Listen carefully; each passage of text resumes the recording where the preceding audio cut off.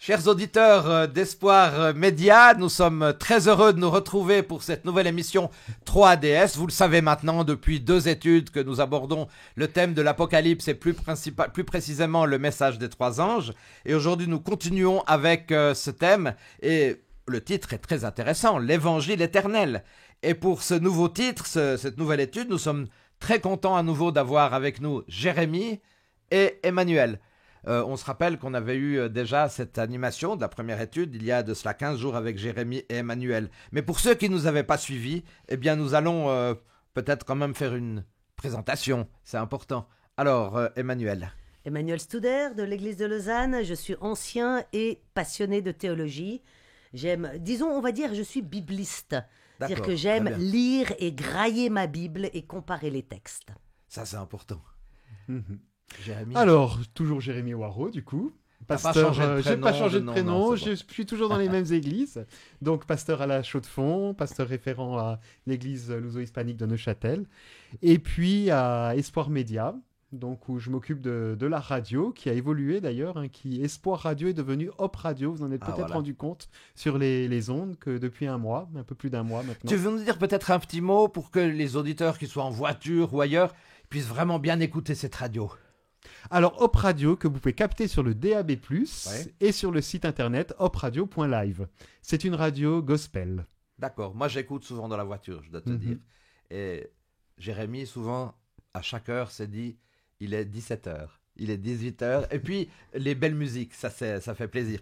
Bref, aussi, Jérémie, toi, tu as une double casquette, puisque tu es normalement à la technique. Moi, quand je fais les émissions 3ADS, je te voyais souvent à la technique. Aujourd'hui, tu es aussi avec nous autour de cette table et ça fait plaisir. Eh bien, d'ici quelques instants, chers auditeurs, nous allons commencer notre étude numéro 3.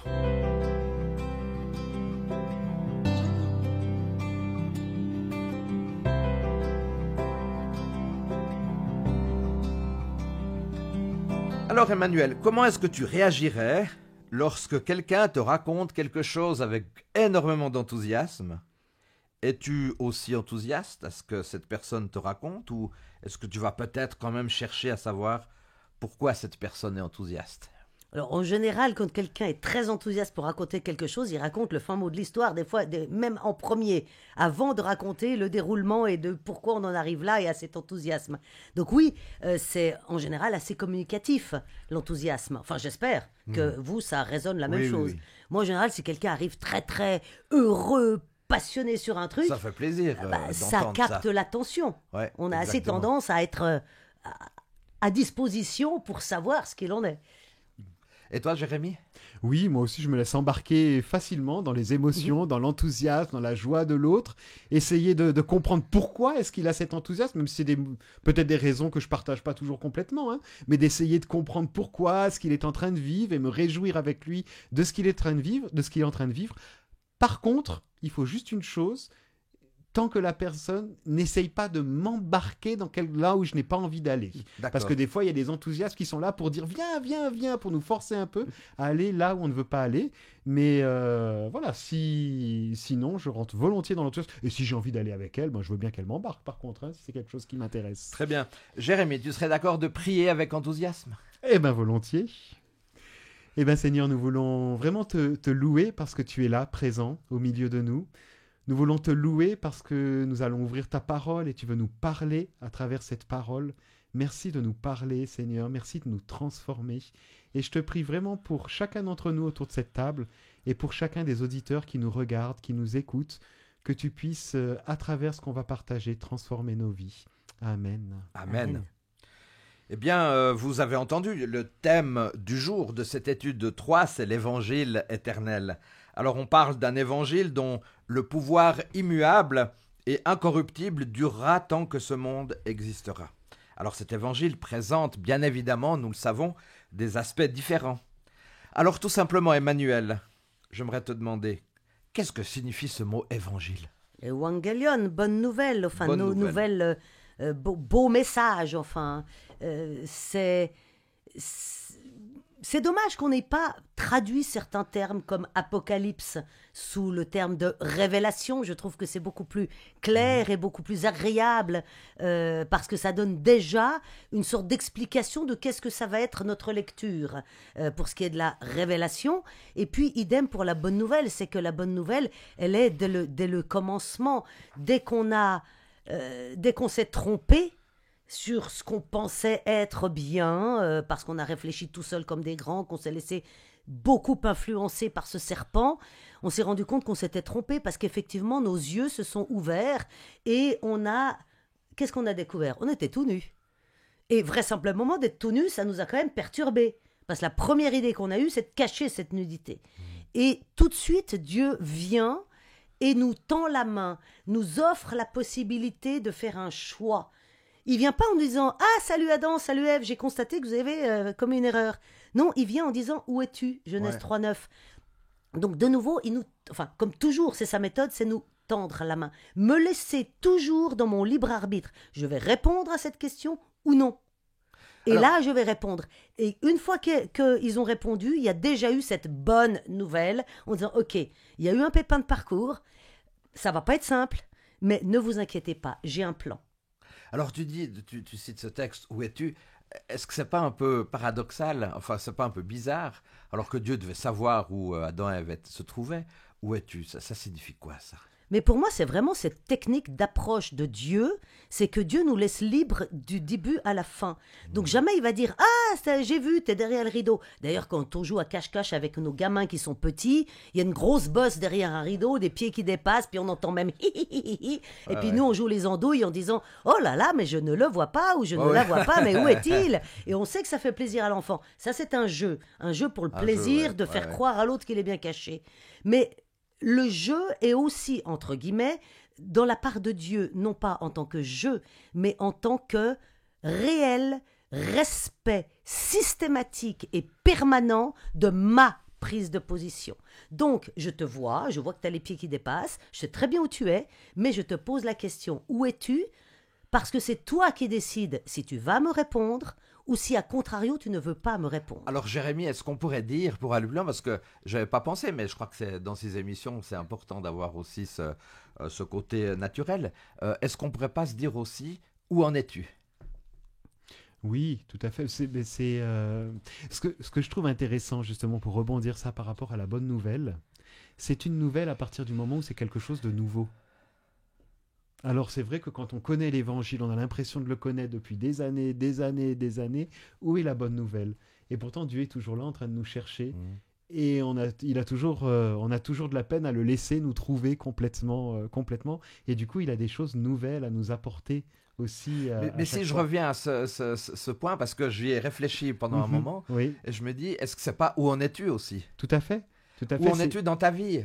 Qu'est-ce qui se passe maintenant? Oui, il revient nous chercher au fur et à mesure, et c'est exactement ça. Au fur et à mesure, il veut savoir il veut qu'on se rende compte d'où est-ce qu'on en est, qu'on est en train d'avancer avec lui, et qu'on a encore du chemin à faire. Il nous révèle au fur et à mesure des choses sur lesquelles on peut grandir, et il nous demande du coup effectivement où on en est.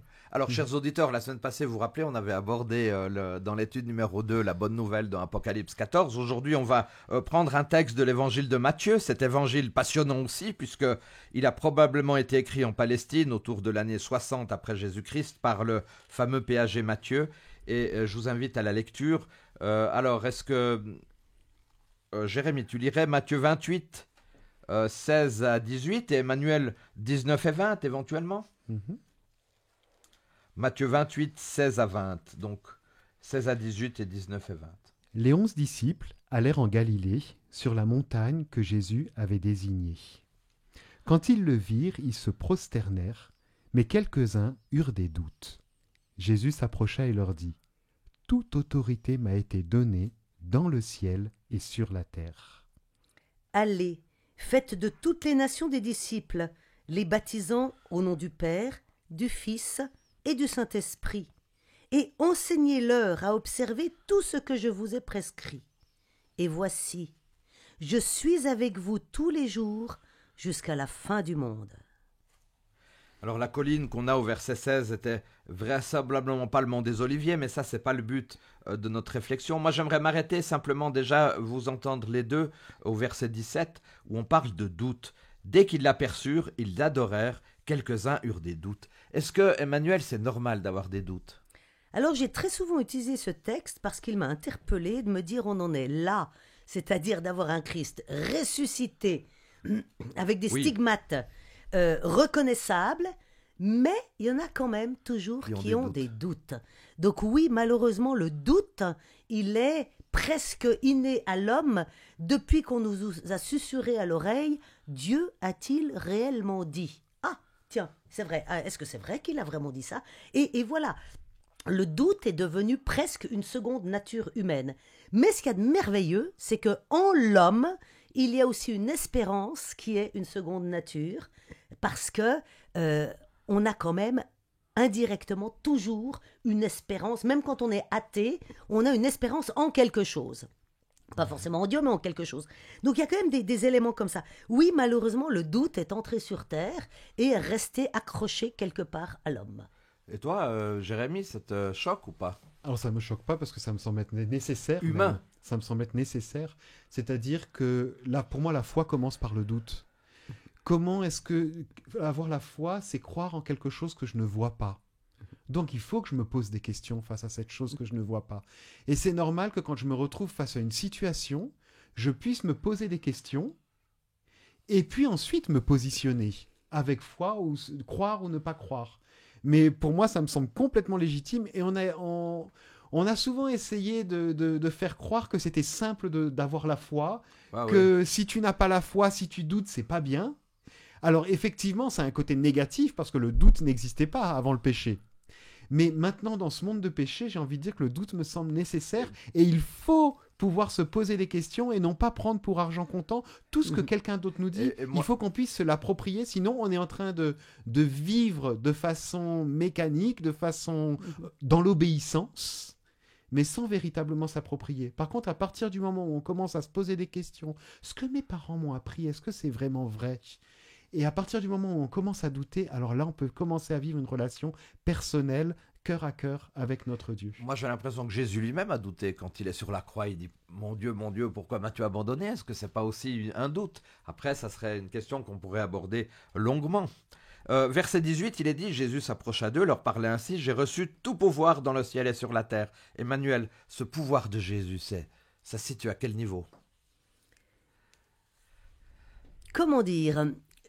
En fait, je pense que s'il le ressouligne, c'est qu'on sait déjà que le Christ de l'Ancien Testament avait déjà aussi tout pouvoir. C'est Christ a accepté pendant une période de sa vie éternelle d'être totalement réduit sans pouvoir. C'est-à-dire, pendant les 33 ans qu'il a vécu sur Terre, il s'est retrouvé limité dans le temps, dans l'espace et dans même ses propres possibilités, parce qu'il devait s'en remettre totalement à Dieu, alors qu'il est Dieu lorsqu'il est au ciel. Enfin, c'est une notion difficile, là aussi, il y aurait longtemps à expliquer des tas de choses. Mais sur Terre, il a accepté d'être limité, totalement limité. Donc, il répète à ce moment-là, puisque c'est le Christ ressuscité qui dit ces mots, Oui. que tout pouvoir lui est donné. Et même un peu plus presque qu'avant, parce que justement, il a mené le combat, il a été accusé au point d'être tué. Et il l'a accepté, il l'a vécu, il a traversé tout cela. Donc, c'est quand même merveilleux, ça fait partie de cette bonne nouvelle, c'est que non seulement Dieu nous aime, mais que Dieu a tout pouvoir, que Christ a tout pouvoir. Ça veut dire quoi? Ça veut dire que celui qui a essayé de tenter Jésus à Matthieu 4 dans le désert, eh ben, Il va même être s'il vaincu. l'amène sur une colline en lui disant, bah, tu Ouais. vois, si tu te prosternes, je te donne tout ça, on se rend bien compte qu'il n'a pas de pouvoir. Le pouvoir, ouais, c'est ça exactement. Mhm. Le pouvoir de Jésus, en fait, si je comprends bien ton Annie, explication, le pouvoir donne de- confiance Oui, par donne rapport à confiance. la victoire en Christ. Tout à fait. Alors, verset 19, ça aussi c'est très important, il y en a quelque chose de très pratique, de très engageant. Allez dans le monde, faites des disciples parmi tous les peuples, baptisez-les au nom du Père, du Fils, du Saint-Esprit. On a ici la mission qui est confiée aux apôtres, c'est le prolongement de celle que Jésus a accomplie lui-même. Et puis, conformément à l'ensemble du récit de Matthieu, le disciple est celui qui écoute, qui comprend et qui met en pratique l'enseignement de Jésus. Moi, j'aimerais juste revenir sur ces points parce que c'est des points qui sont très importants. On a l'importance de l'écoute, l'importance de la compréhension, l'importance aussi de mettre en pratique. Alors sur ces éléments-là, Jérémie et après Emmanuel, sur écouter, sur comprendre, sur mettre en pratique, est-ce que tu aurais envie de mettre l'accent sur un élément plus qu'un autre? Alors, là, si on prend ce verset-là, c'est déjà d'y aller. Donc, ça commence par se mettre en marche, se mettre en route. Donc, c'est du pratique, c'est du concret. Hein. On y va. Mais on y va parce qu'on a effectivement eu un lien avant, et c'est ce lien-là qui est présenté dans tous les évangiles, qu'on a eu un lien profond avec Christ, qu'il nous a envoyé, donc qu'on l'a écouté, qu'on a compris ce qu'on souhaite partager, et on peut aller de l'avant et partager cette bonne nouvelle. Tiens, je peux rajouter quelque chose par rapport à la bonne nouvelle d'ailleurs. Bien sûr. Pour moi, la bonne nouvelle, alors c'est vrai qu'on a défini ce que ça pouvait être de façon générale, mais c'est de pouvoir me dire, c'est quelque chose, c'est une bonne nouvelle, c'est une excellente nouvelle quand on le découvre déjà, parce qu'on découvre qu'on est pardonné. Et pour moi, c'est ça la bonne nouvelle, hein. C'est le pardon des péchés. On découvre que Christ est mort pour nous, et qu'il est ressuscité, qu'il est revenu à la vie, et on peut entrer dans cette vie nouvelle, justement. Et puis, on a cette perspective de la vie éternelle, et c'est surtout au quotidien, et là c'est la nouvelle quotidienne, c'est que son fruit vient habiter petit à petit en moi. Le fruit de son esprit, vient habiter petit à petit en moi. Et ça, c'est le miracle de chaque jour, c'est la bonne nouvelle de chaque jour. Quand je me réveille, je sais que Dieu a des belles choses que je ne connais pas encore à réaliser pour moi. Pourquoi est-ce que je dis tout ça? Parce que pour moi, ça fait partie du aller. Parce que aller, c'est aller partager ça aux autres. Et que d'autres puissent vivre pleinement cette expérience. Alors Emmanuel, moi je m'étais demandé si écouter et comprendre c'est encore relativement simple, mais que mettre en pratique des fois c'est plus compliqué. Alors mettre en pratique, le problème c'est le mettre en pratique. Parce que mettre en pratique, c'est ce qu'ont fait les pharisiens, les scribes, les sadducéens, les docteurs de la loi. Ils ont mis en pratique, totalement. Et ils étaient complètement à côté de leur pompe. C'est ce que Jésus leur a dit. Vous mettez en pratique, mais en fait, vous pratiquez rien. Hein, vous faites la dîme de l'ânette et de je ne sais pas quelle autre petite plante, etc. Mais passer à côté d'un pauvre gars qui vient de se faire amocher par des brigands, ah non, vous touchez pas parce que justement, vous mettez en pratique de ne pas être impur jusqu'au soir. Et donc, vous mettez faux. Enfin, vous êtes complètement à côté de ce que moi j'attends. Donc, mettre en pratique me dérange parce que c'est un peu comme si c'était moi qui devais faire. Or, on se rend bien compte, c'est ce que tu soulignais tout à l'heure, Jérémie, on se rend bien compte que la mise en pratique, c'est s'abandonner dans les mains de Jésus pour que ce soit lui qui, en moi, fasse cette pratique. Et ça change quand même un petit peu la donne. Moi, j'ai justement, par rapport à mon propre caractère, beaucoup de peine avec tout ce qui nous mettrait un peu en avant, parce que c'est ma tendance déjà naturelle. Et je sais que ce que Dieu attend de moi, c'est qu'à contrario, je me laisse faire, mais d'être en mouvement. Et c'est très important, en effet, de souligner que dans ce verset, le plus important, c'est le aller. On le disait déjà il y a 15 jours, c'est le mouvement. On ne peut pas être disciple de Jésus en étant statique. D'ailleurs, quand on voit Jésus, le nombre de kilomètres qu'il a tracé dans toute la Palestine, la Galilée, la Samarie, ça montre bien que c'est cette mise en mouvement qui fait la différence. Et c'est quand même un peu le mettre en pratique, on est d'accord. Parce qu'à un moment donné, je ne peux pas juste être dans l'extase et dans le mysticisme, non. Mais je dois pouvoir aussi... Mais se laisser faire va impliquer un fruit. Mais le fruit, si j'essaye de le cultiver toute seule, peut-être qu'au début, j'aurai une jolie tomate, mais elle risque d'être sans beaucoup de couleurs et pas avec beaucoup de goût. Alors que si je laisse Christ faire les tomates, elles seront en effet belles rouges, très parfumées, etc. C'est ça quand même la différence. On ne doit pas faire le travail à la place de ce... C'est dans ça que je disais se laisser faire. Je mets en pratique en faisant ma part. C'est-à-dire qu'il faut que je plante la graine de tomate si je veux qu'il y ait un pied de tomate un jour. Vaut mieux. Que Dieu fasse pousser un pied de tomate. Et puis après, il est dit, apprenez à obéir à tout ce que je vous ai prescrit. Je suis avec vous jusqu'à la fin du monde. Alors là, on a quand même une phrase magnifique. Très rapidement, un commentaire. Je suis avec vous jusqu'à la fin du monde, Jérémie. Ça, c'est... C'est extraordinaire. C'est extraordinaire. Il n'y a pas tellement d'autres mots. Non? Oui, et moi je le lis avec ce qu'il met juste avant. Hein. apprenez à obéir Ouais. à tout ce que je vous ai prescrit. Pourquoi ? Parce que je suis avec vous. C'est parce que je rejoins ce que tu dis d'une certaine façon. C'est je vais le faire pour vous.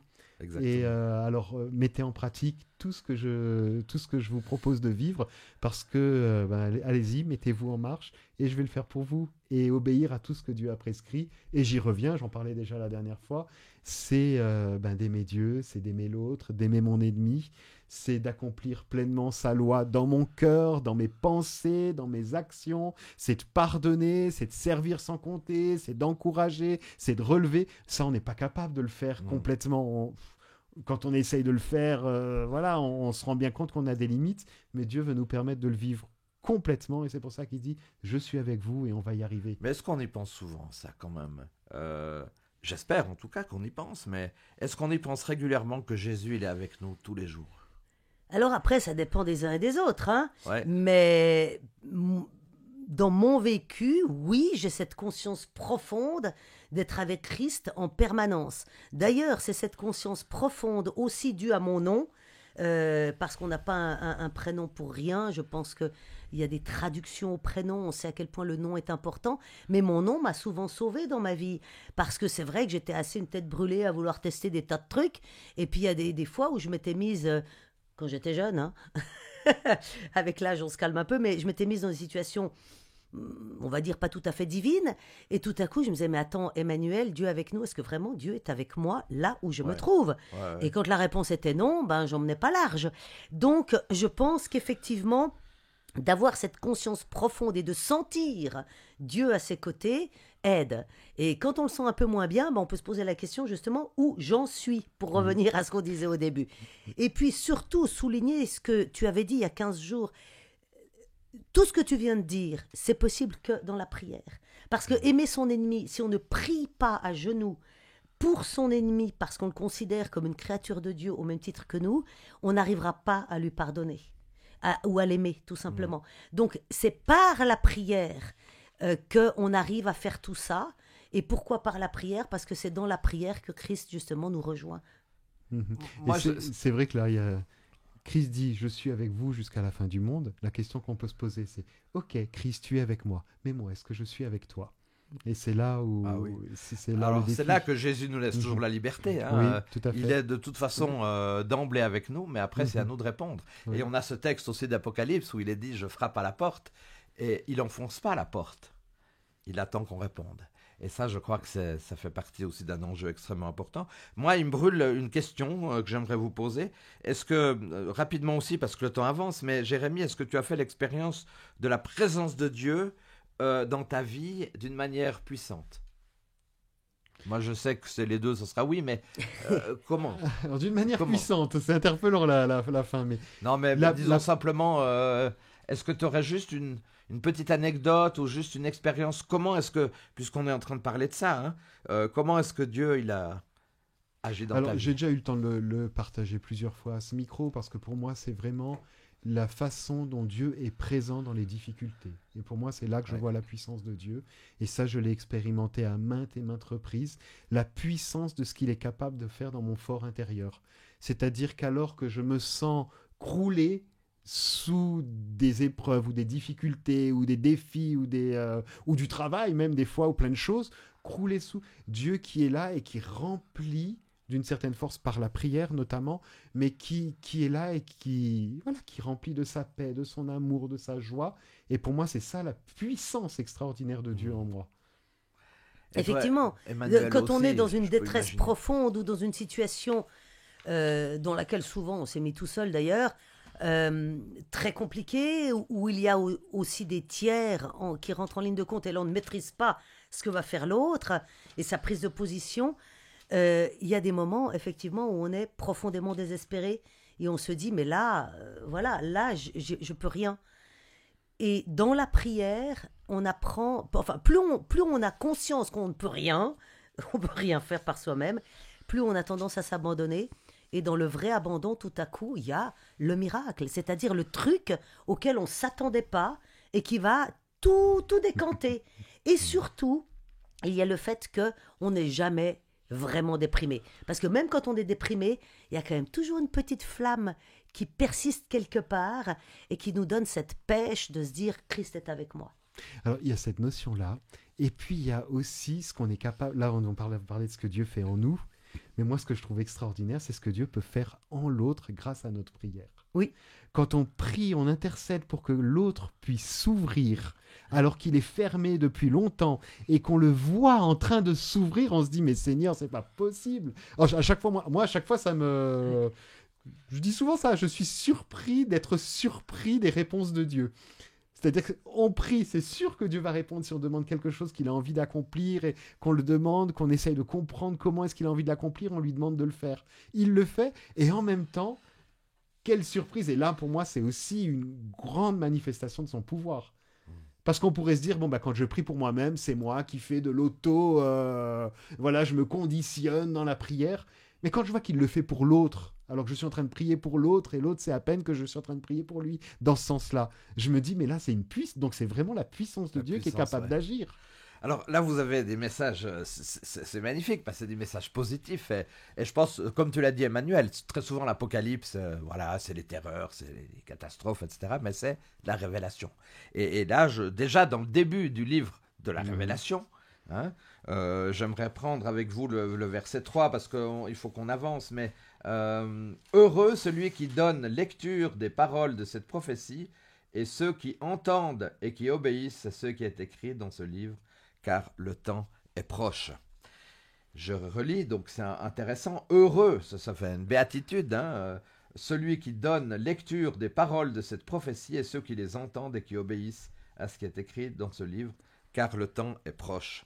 Et puis, on l'a vu la semaine passée, dans Apocalypse 14, verset 6, nous avons aussi un message très positif, puisqu'il est parlé d'un autre ange volant au zénith. Il avait une bonne nouvelle éternelle à annoncer à tous les habitants de la terre, à toute nation, toute tribu, toute langue et tout peuple. Ça, c'est des messages positifs. On a besoin d'entendre ça, n'est-ce pas ? Effectivement, dans un monde troublé. Nous sommes dans un monde où tout ce que nous entendons depuis des années à la radio, c'est pas youpi, il y a eu la naissance de bébés en bonne santé. C'est au contraire tremblement de terre, tant de morts, guerre, tant de morts, intoxication sur ceci, problèmes sur les animaux, problèmes sanitaires et ainsi de suite. Ce ne sont que les mauvaises nouvelles qu'on nous annonce et très distillées, rarement les bonnes. Et ce qu'il y a de merveilleux avec la Bible, c'est que c'est 66 livres de bonnes nouvelles. Voilà. La bonne nouvelle, c'est que tout cela va cesser, c'est que Dieu nous aime indépendamment de ce que l'on fait, dès le moment où soi-même on décide de se donner à Dieu, que Dieu pardonne, que Dieu est là, quoi, tout simplement. Et c'est ça que je trouve merveilleux, justement, dans ces textes bibliques, de la Révélation ou d'autres passages, c'est que, contrairement à ce qu'on veut bien lire parfois, ce ne sont que des bonnes nouvelles. Voilà, la bonne nouvelle, elle est là. Tout à fait. J'aime beaucoup cette introduction de l'Apocalypse, parce qu'il nous donne la clé de lecture de l'Apocalypse. Et je crois qu'on très souvent, dans la majorité des cas, on ne respecte pas cette clé de lecture quand on lit l'Apocalypse. C'est juste. C'est-à-dire que l'Apocalypse est écrit pour pouvoir encourager, pour rendre heureux. Apocalypse est devenu la série de catastrophes. C'est ça. Or, Apocalypse, on l'a déjà dit, ça veut dire, il y a 2 semaines, on le disait, ça veut dire révélation. Ça veut dire c'est Jésus qui nous révèle ce qui va réellement se passer. Et donc, heureux celui qui lit. Voilà. Alors, on va dire, mais pourquoi heureux celui qui lit ? Après, on se met des œillères pendant tout le livre, pendant qu'il est en train de parler des malheurs. Non. Alors, quand je vous entends, moi, je trouve intéressant.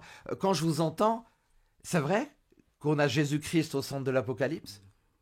Mais bien sûr. Et les versets qui suivent commencent en parlant de lui. Et Jésus-Christ est présent tout le long de l'Apocalypse, dans presque tous les versets. C'est l'acteur principal. Hein. C'est l'acteur principal. Et en fait, le livre de l'Apocalypse a été écrit pour un peuple qui passe par des difficultés. Et c'est là la difficulté. La difficulté est au cœur de ce livre. Mais ce livre est en train de montrer comment Dieu renforce son peuple au milieu de la difficulté, et il montre, comme tu le disais, l'aboutissement qui est une excellente nouvelle, qui est la fin de toutes ces choses-là. Et si on prend ces lunettes-là, cette clé de lecture-là, quand on lit l'Apocalypse, on découvre un livre complètement différent. Alors, Exactement. Et l'évangile, nous l'avons vu, c'est l'incroyable bonne nouvelle de la mort du Christ pour nos péchés, sa glorieuse résurrection, son amour et ses soins pour nous. Maintenant, j'ai une question un peu provocatrice, peut-être par rapport à notre Église. Alors, je sais pas, des fois, je me lâche un peu, vous m'excusez, chers auditeurs, mais on voit quand même à travers le livre de l'Apocalypse, que nous sommes justifiés par la grâce. Est-ce que ça a toujours été le message professé par notre Église, Emmanuel, que nous sommes justifiés par la grâce, et nous avons toujours insisté sur la grâce au détriment de la loi, même si les deux éléments sont importants? Je n'ai pas fait d'analyse du message adventiste depuis des siècles, mais il est vrai que quand j'étais petite, on insistait un peu plus sur les, entre guillemets, œuvres, c'est-à-dire est-ce que j'ai bien obéi, est-ce que j'ai bien fait. Donc on était un peu plus dans le faire. Et ça, c'est la tendance, malheureusement, de beaucoup d'églises. Et puis, à contrario, il y a des églises qui ont pris le contre-pied et qui mettent la grâce en avant. Du coup, il n'y a plus que cette illumination gracieuse qui n'est pas forcément idéale non plus. Tout Ça, à c'est fait. l'inconvénient de l'être humain, c'est qu'il passe un peu Exactement. des mouvements de balancier de gauche, de Ouais. droite.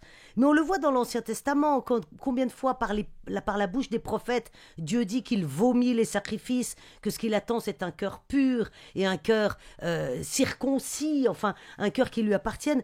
Donc oui, c'est le message de la grâce. Maintenant, la grâce, quand elle est reçue, comprise, vécue, passe par l'obéissance. Ça, il ne faut pas l'oublier non plus. Tout à fait. Mais attention, il ne faut pas réinverser les rôles.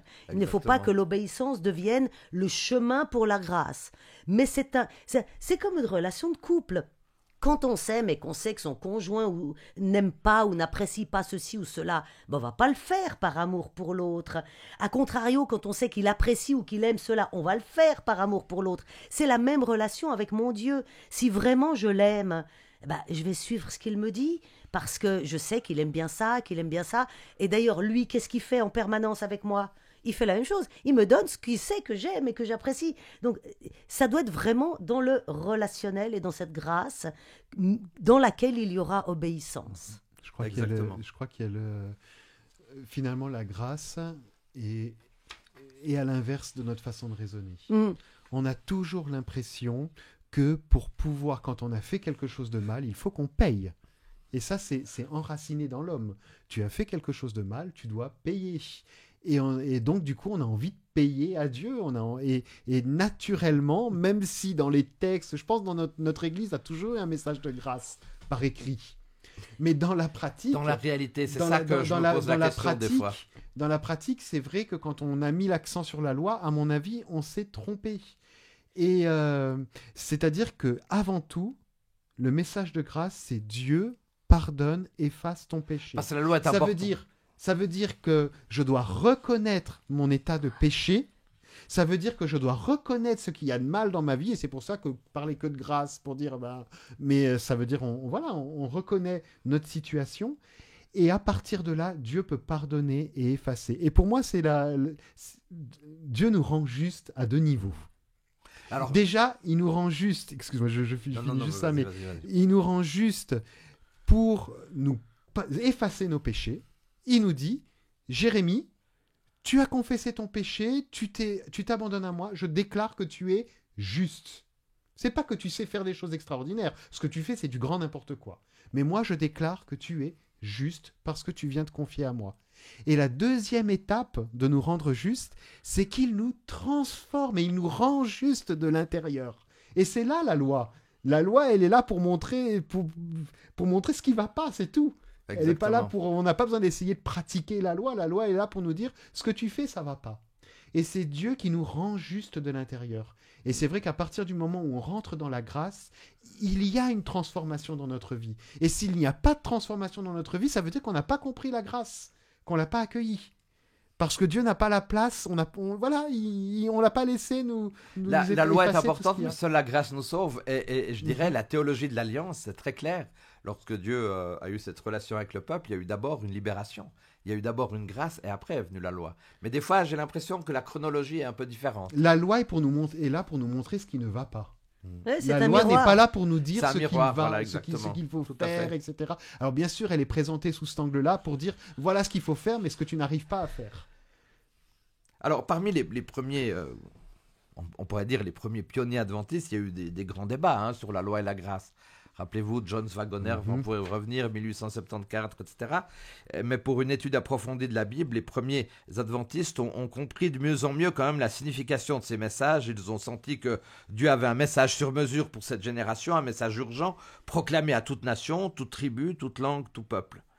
Alors, on parle de Apocalypse 14, verset 6. Rappelez-vous, la semaine passée, nous avions abordé, chers auditeurs, aussi ce point-là. Mais comment expliquer aujourd'hui, actuellement, dans nos ministères de tous les jours, ce message, proclamer le message à toute nation, toute tribu, toute langue, tout peuple. C'est une recommandation qui nous est donnée pour nos voisins, pour les personnes qui nous entourent. Comment voir ça aujourd'hui? Parce que c'est important de le voir encore aujourd'hui, ce texte. Ouais, ça donne le vertige, quand même, comme appel. Hein. C'est comme cet appel qu'on a lu dans Matthieu, faites-le toutes les nations. Mais est-ce qu'on est obligé d'aller jusqu'à Ben oui, du moins on est obligé. On est appelé à le faire. Si on lit le texte, on est appelé à pouvoir proclamer cette bonne nouvelle partout. Et heureusement que notre Église a eu cette vision de pouvoir partir et de répandre cette... Elle a pris du temps quand même, hein, avant de commencer véritablement à aller vraiment partout. Mais le moment venu, ils ont commencé autour d'eux, et le moment venu, ils ont essayé de répandre ce message partout. Et on l'a vu, on le voit dans l'étude de cette semaine, où on nous souligne dans tous les pays dans lesquels on est, pratiquement tous les pays, le message de l'Église adventiste a été Il y a quand même une chose prêché. Extraordinaire, c'est qu'en 1874, la Conférence générale a envoyé son tout premier missionnaire en Europe, John Andrews, et il était dit, et c'est Ellen White qui l'a dit, hein, l'homme le plus capable dans nos rangs. Il parlait 7 langues, pouvait citer le Nouveau Testament en entier, et tout au long de notre histoire, plusieurs éléments quand même très très compétents ont voyagé jusqu'aux extrémités de la terre pour proclamer le message de Dieu. C'est quand même extraordinaire de savoir qu'on est présent dans 210 pays. Oui, ça doit pas me faire oublier que j'ai des voisins et que Exactement. D'abord, on n'a pas tous les mêmes talents. Il y a des gens qui ont le talent d'aller ailleurs, comme Andrews qui parlait 7 langues, enfin qui avait quand même un talent que tout le monde n'a pas. Tout le monde n'est pas un linguiste et qui apprend des langues comme ça. Tout le monde n'a pas forcément l'envie non plus de quitter chez soi, etc. Et Dieu nous a donné des talents et nous utilise en fonction de tes talents. Mais je crois qu'effectivement, le message doit être un peu le message de celui de Jean-Baptiste que l'on doit... partager autour de nous. Voilà. Donc aller de par le monde, c'est pour certains en effet de par le monde, et pour d'autres c'est tout simplement oser parler autour de moi et parler de cette bonne nouvelle que Dieu m'accepte tel que je suis, qu'il me pardonne, mais qu'il me pardonne en fonction un peu de moi aussi. Et c'est le message de Jean-Baptiste. Dans certaines traductions, c'est marqué un message de repentance. Hein. Il prêchait le baptême de repentance. Et dans d'autres, c'est traduit, il prêchait un baptême de changement radical. Et ce changement radical, c'est en effet de reconnaître ma propre limite face au miroir de la loi et de désirer avoir la deuxième étape, c'est-à-dire le baptême du Saint-Esprit. Et je pense que ça, c'est des choses qui sont un petit peu dites avec des gros mots ce matin, maintenant, mais c'est quand même un message qu'il faut apprendre à dire différemment, mais à annoncer à nos voisins à quel point Dieu est là pour m'accepter tel que je suis. Et une fois que j'ai pris conscience de cela, automatiquement, je tombe à genoux dans la repentance. Ce que je trouve important, c'est effectivement qu'on doit pouvoir le faire aussi autour de nous. On ne doit pas juste se dire je dois maintenant prendre l'avion, je dois prendre tel véhicule, telle chose pour aller là-bas. Je crois qu'il y a des besoins énormes autour de nous, on est d'accord. Je crois que c'est Dieu qui sait très bien où il nous envoie. Tu parlais de talent, je parlerai d'appel aussi. Et on est appelé à être des témoins là où on est. Et c'est comme ça que l'appel commence. Hein. On est appelé à être des témoins, c'est-à-dire à partager ce qu'on vit avec Dieu. Et à vivre comme Christ le souhaite, c'est-à-dire se préoccuper d'aimer notre voisin, d'aimer notre collègue, d'aimer les personnes de notre famille. Et en les aimant, on est témoin. C'est-à-dire qu'on vit pleinement cet amour de Dieu. Et on ne le cache pas. Et c'est vrai que j'aimerais souligner cet aspect-là par rapport à cette notion d'aller. Je ne sais pas pour vous, mais pour moi, nombre de fois, je suis en train de cacher ma foi. Et là, je me dis, mais ça ne va pas. Et ça m'interpelle en ce moment. Je me dis, mais pourquoi est-ce que je ne je n'affiche pas afficher ma foi pour dire regardez moi je suis croyant, mais de vivre Mais les avec choses mon dans les Dieu, plus simples, de dire de parler de mon Dieu, de pourquoi est-ce que je cache ce que je vis avec Dieu et j'en parle pas de façon ouverte et libre parce que je sais que je vais avoir un regard jugeant sur moi. C'est pour ça que je ne le fais pas.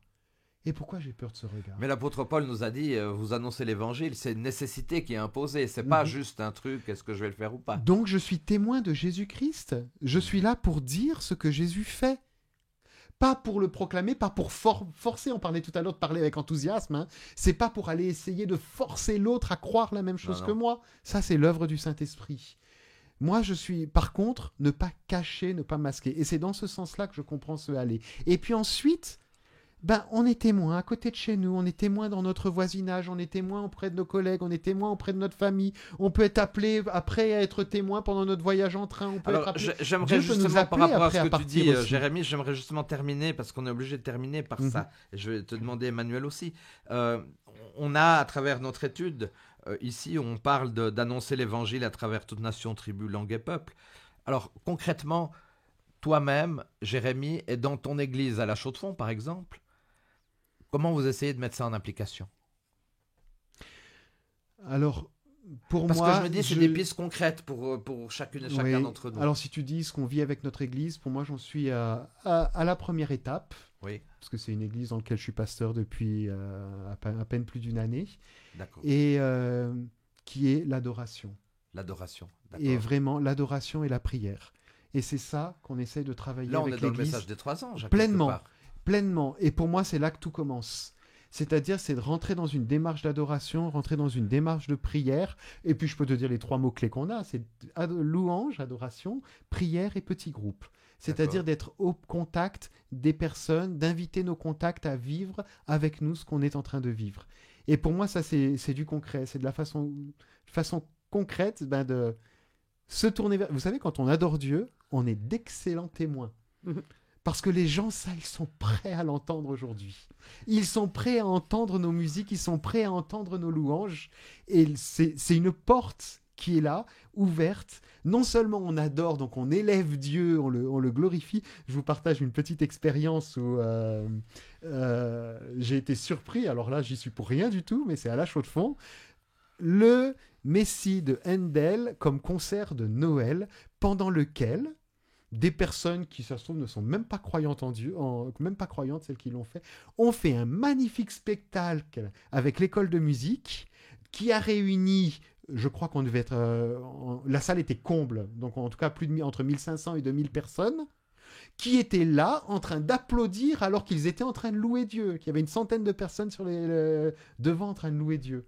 Voilà, je crois que la musique est Ouais. une façon de transmettre et de témoigner. Bon, alors voilà, je crois que je vais Si m'arrêter je peux là me déjà. permettre, vous, du côté de Lausanne, pour appliquer un peu ces messages-là, est-ce qu'il y a quelque chose de spécial qu'on peut retirer pour chacune et chacun d'entre nous? Alors nous, malheureusement, la louange, on aimerait bien. On n'a pas de musicien et Nous c'est non très plus. handicapant. Nous non plus. Alors tu me donneras ton truc et astuce pour voir comment on peut pallier à tout cela. On en a invité. Parce que les karaokés, voilà, on a de nouveau un pianiste, donc on espère beaucoup, voilà, pouvoir un petit peu redonner souffle par rapport à tout ça. Nous, c'est surtout l'accueil. D'accord. Accueillir tous ceux qui viennent comme ils sont, tels qu'ils sont, adventistes, pas adventistes, etc.